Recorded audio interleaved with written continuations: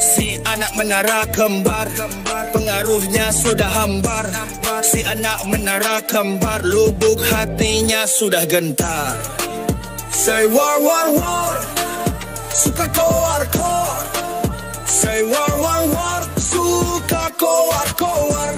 Si anak menara kembar merasa sudah terkejar. Si anak menara kembar kalah saing dan terlempar. TPM di luar nalar, hobinya kowar-kowar. Tidak peduli gagal besar, yang penting kowar-kowar. TPM memekar tengkar, jika debat di luar nalar. Hina orang terus cecar, semangat ringit berkobar. Sudah kaya punya dolar. Say war, war, war, suka kowar-kowar. Say war, war, war, war, war, suka kowar-kowar. Si anak menara kembar, pengaruhnya sudah hambar. Si anak menara kembar, lubuk hatinya sudah gentar. TPM suka bertengkar, hobinya kowar-kowar. Mengujat berkata kasar, bukan tentang salah benar. Walaupun di luar nalar, TPM memang.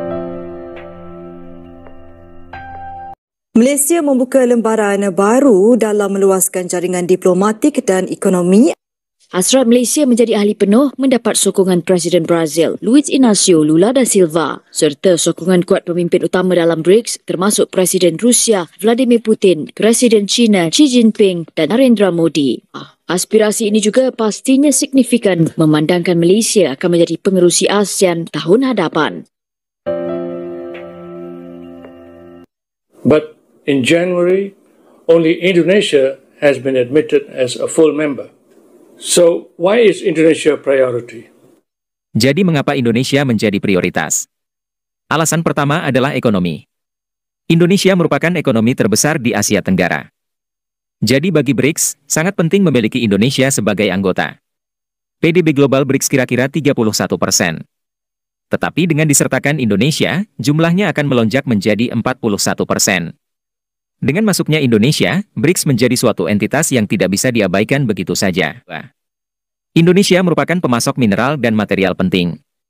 Sebelumnya, saya telah menjelaskan bahwa salah satu strategi mendasar yang digunakan BRICS dalam mencari anggota adalah para anggotanya harus menjadi pemasok material penting. Itulah kegagalan negeri kasino Malaysia untuk menjadi anggota BRICS dan akhirnya hanya sekedar jadi negara mitra. Padahal, sebelumnya Malaysia sangat bernafsu untuk segera menjadi anggota penuh BRICS. Perdana Menteri Anwar Ibrahim pun telah sibuk melobi semua pemimpin negara anggota BRICS. Malaysia berambisi menjadi negara ASEAN pertama yang menjadi anggota BRICS. Tapi negeri Malaides ini malah dipermalukan. Boleh jadi, Malaysia salah strategi atau kurang persiapan dalam melakukan lobi. Mungkin saja, Anwar Ibrahim lupa untuk memberitahu anggota BRICS bahwa Malaysia memiliki tempat judi kasino terbesar di Asia Tenggara. Dan pajak judi kasino menjadi sumber ekonomi yang sangat penting, termasuk untuk subsidi kaum Melayu. Perdana Menteri Anwar Ibrahim mungkin juga lupa untuk mengajak para profesor Melayu Malaysia yang dikenal jenius. Profesor seperti Revani Bustami, Awang Sarian, atau Solehah Yaakob semestinya diajak untuk melobi negara anggota BRICS.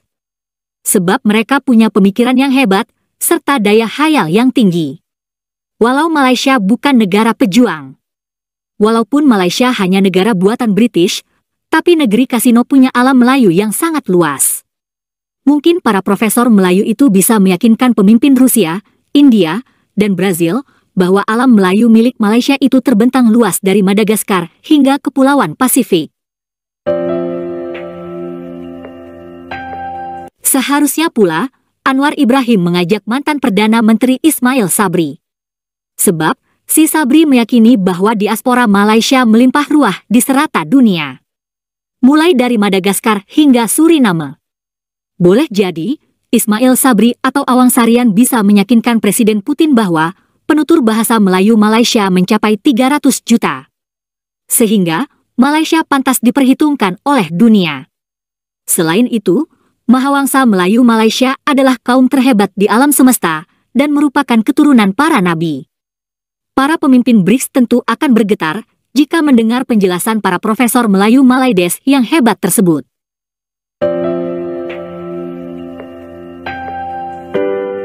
Mungkin itulah yang dilupakan oleh Anwar Ibrahim, sehingga Malaysia harus puas hanya menjadi negara mitra BRICS.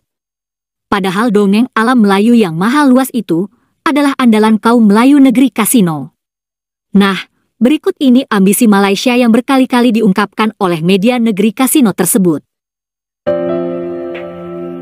Malaysia membuka lembaran baru dalam meluaskan jaringan diplomatik dan ekonomi apabila diterima sebagai negara rakan dalam blok baru BRICS. Langkah seterusnya adalah meraih sokongan untuk mendapat keanggotaan penuh dalam platform yang mengangkat ekonomi bagi negara membangun. Namun apakah kelebihan BRICS kepada negara dan pada kita rakyat? Ikuti kupasan Farah Nabila Wazir.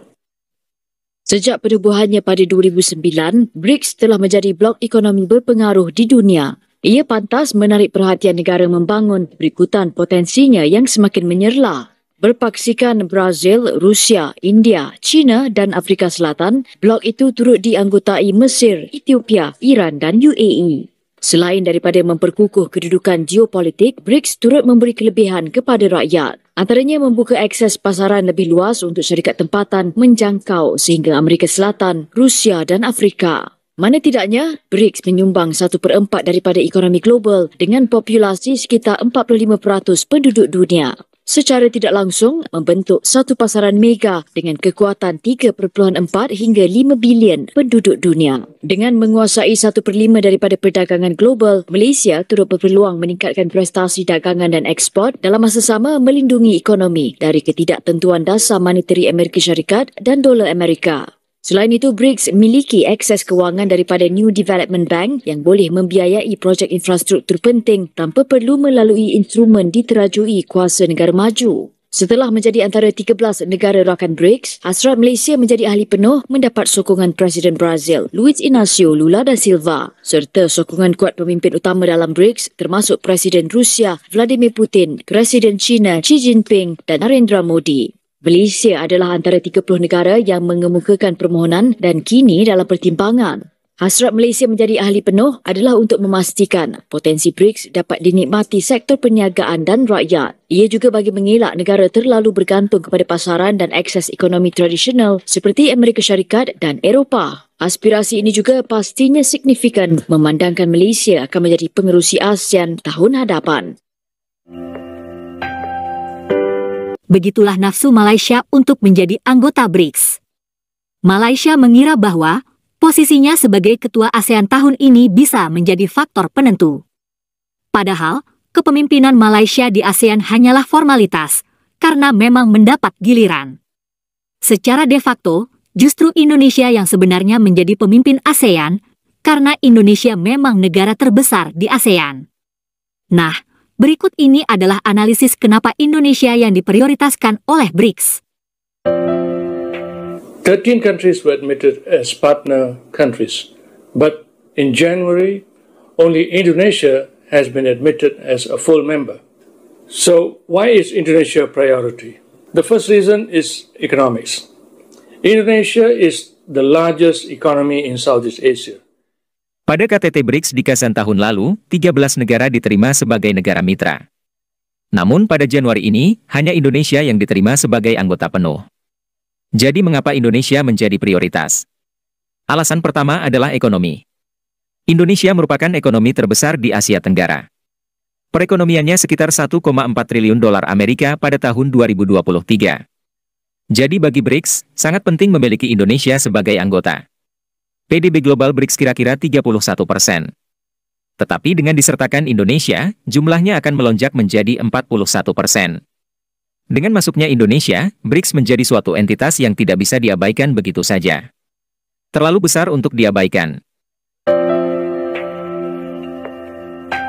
Yang kedua, Indonesia merupakan pemasok mineral dan material penting.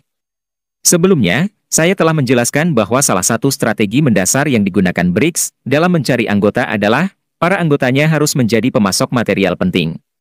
Misalnya, Afrika Selatan diterima sebagai anggota karena merupakan penghasil mineral dalam jumlah besar yang dibutuhkan bagi perekonomian masa depan. Saat ini, mineral penting lainnya yang diproduksi negara-negara anggota BRICS tentu saja minyak. Dan itulah alasan beberapa negara Timur Tengah diterima sebagai anggota BRICS, misalnya Iran. Yang ketiga, lokasi Indonesia yang strategis.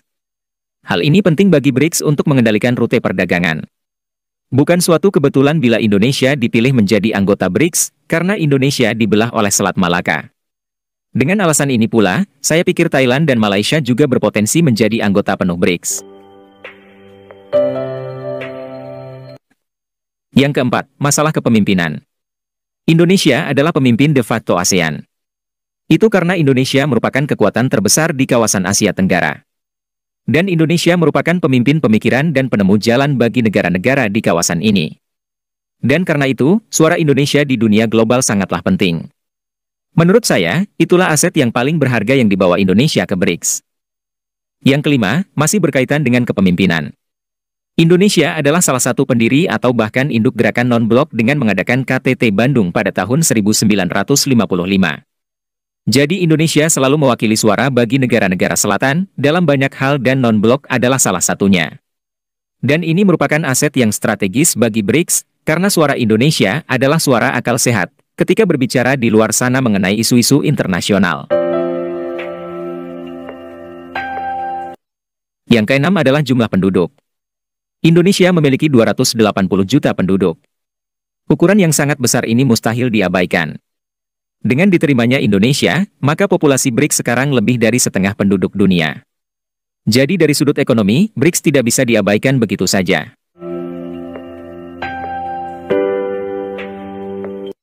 Itulah analisis mengenai pentingnya Indonesia bagi BRICS. Terima kasih sudah menonton sajian kami, sampai jumpa lagi. Si anak menara kembar, pengaruhnya sudah hambar. Si anak menara kembar, lubuk hatinya sudah gentar. Say war, war, war, suka koar, koar. Say war, war, war, suka koar, koar. Si anak menara kembar, merasa sudah terkejar. Si anak menara kembar kalah saing dan terlempar. Di PM di luar nalar, hobinya koar-koar. Tidak peduli gagal besar, yang penting koar-koar. Di PM memekar tengkar.